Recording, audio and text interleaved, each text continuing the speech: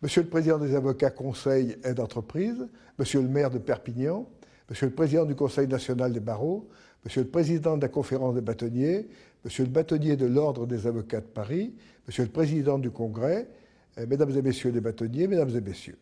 Je tenais tout d'abord à vous remercier pour votre invitation à participer aujourd'hui au 19e Congrès des avocats conseils d'entreprise.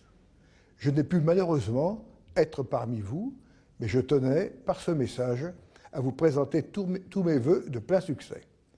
Vous le savez, l'entreprise est plus que jamais au cœur des enjeux de la réussite économique de la France. À ce titre, votre action est essentielle et la chancellerie est à vos côtés pour vous permettre de renforcer votre rayonnement et votre efficacité. En effet, ces dernières années, le gouvernement n'a pas ménagé ses efforts pour venir au soutien de la profession d'avocat. L'acte contresigné par avocat en est une parfaite illustration. Créé par la loi du 28 mars 2011 de modernisation des professions judiciaires ou juridiques, cet acte est doté d'une force probante renforcée et permet de consacrer le rôle de conseil de l'avocat dans la rédaction d'actes sous seing privé auquel l'intervention d'un professionnel du droit procure une sécurité accrue. Cette consécration, légitimement attendue par votre profession, est amplement méritée.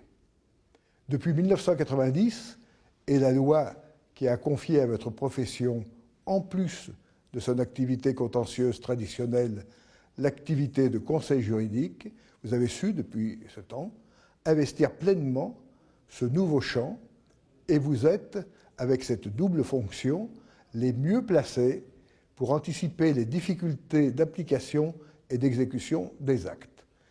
C'est pourquoi je me réjouis de l'adoption des dispositions consacrant l'acte contresigné par avocat et je sais que vous en ferez le meilleur usage au service de la compétitivité de nos entreprises. La loi du 28 mars a également ouvert la possibilité aux avocats, notaires, huissiers de justice, commissaires-priseurs judiciaires, experts comptables, commissaires aux comptes et conseils en propriété industrielle de créer des sociétés de participation pluriprofessionnelles.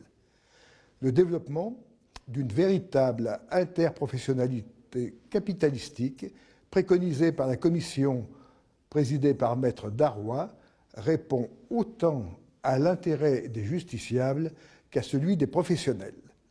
Elle permettra, par le développement de liens pérennes entre structures d'exercice de professions différentes, de rendre un meilleur service aux usagers du droit.